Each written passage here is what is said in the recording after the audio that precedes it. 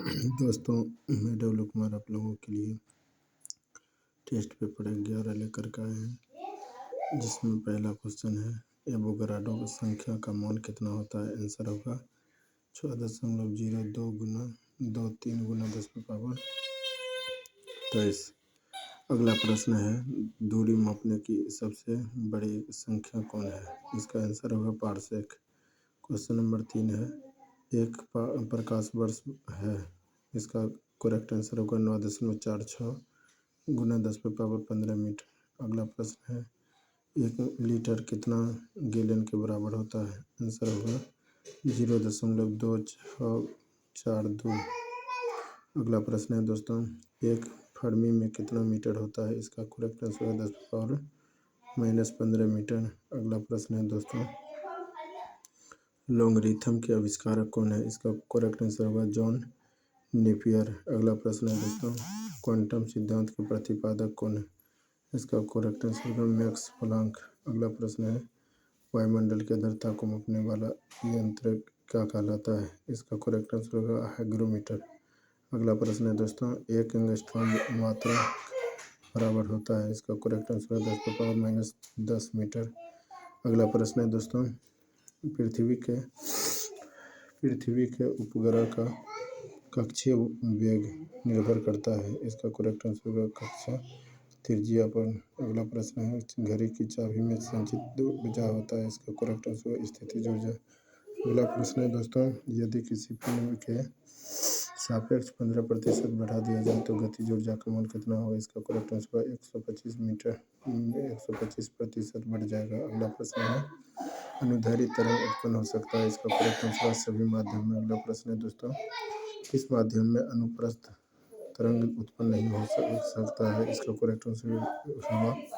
अगला प्रश्न है दोस्तों प्रतिबल और विकृति का अनुपात कहलाता है। इसका करेक्ट आंसर होगा प्रतिस्थापन गुणक। अगला प्रश्न है पनडुब्बी आधारित है। इसका करेक्ट आंसर है आर्किमिडीज के सिद्धांत। अगला प्रश्न है दोस्तों समुद्र में तैरना नदी की अपेक्षा आसान है क्योंकि। इसका करेक्ट आंसर समुद्र के पानी का घनत्व नदी के पानी से अधिक होता है। अगला प्रश्न है दोस्तों तरंग अपसर्ग कही जाती है जब उसकी आवृत्ति हो जाता है। इसका करेक्ट 20 हर्ट्ज से कम। अगला प्रश्न है दोस्तों यदि तरंग की लंबाई का मान आधा कर दिया जाए तो ध्वनि का वेग क्या होगा। इसका करेक्ट आंसर आधा हो जाएगा। अगला प्रश्न है ध्वनि तरंगें हैं। इसका करेक्ट आंसर अनुदैर्ध्य। अगला प्रश्न है दोस्तों गोलीय दर्पण की फोकस दूरी उसकी वक्रता त्रिज्या की क्या होती है। इसका करेक्ट आंसर है आधी। अगला प्रश्न है उत्तल दर्पण द्वारा बना प्रतिबिंब होता है। यह इसका करेक्ट आंसर काल्पनिक और सीधा प्रकाश तरंग उदाहरण है। इसका करेक्ट आंसर है विद्युतीय चुंबक अनुप्रस्थ तरंग का।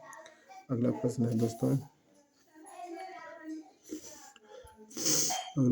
फोटोग्राफिक कैमरे का अभिदृश्यक लेंस होता है। इसका करेक्ट आंसर उत्तल। अगला प्रश्न है E = mc² को प्रतिपादित किया था। इसका करेक्ट आंसर आइंस्टाइन ने।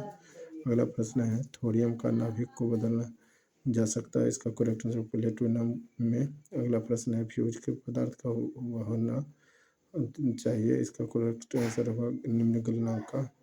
अगला प्रश्न है निम्न विद्युत चुम्बकीय तरंगों में किसकी आवृत्ति अधिकतम होती है। इसका करेक्ट आंसर है वायु किरण। अगला प्रश्न है दोस्तों ऊर्जा का क्षय कम होता है। इसका करेक्ट आंसर है दृष्टि धारा। अगला प्रश्न है ट्रांसफार्मर किस सिद्धांत पर आधारित है। इसका करेक्ट आंसर चुंबकीय प्रेरण। अगला प्रश्न है दोस्तों घरेलू प्रकाश के लिए प्रयुक्त लैंप किस क्रम में जोड़े जाते हैं। इसका करेक्ट आंसर समांतर क्रम। अगला प्रश्न है ऊष्मा किस प्रक्रिया से सर्वाधिक तीव्र क्रम में स्थानांतरित होती है। इसका करेक्ट आंसर विकिरण। अगला प्रश्न है दोस्तों न्यूनतम संभवतः ताप है। इसका करेक्ट आंसर -273 डिग्री सेल्सियस। अगला प्रश्न है दोस्तों यदि वायुमंडल न होती तो दिन की अवधि होती। इसका करेक्ट आंसर कम। अगला प्रश्न है सूर्य ग्रहण के समय सूर्य का कौन सा भाग दिखाई देता है। इसका करेक्ट आंसर कोरोना।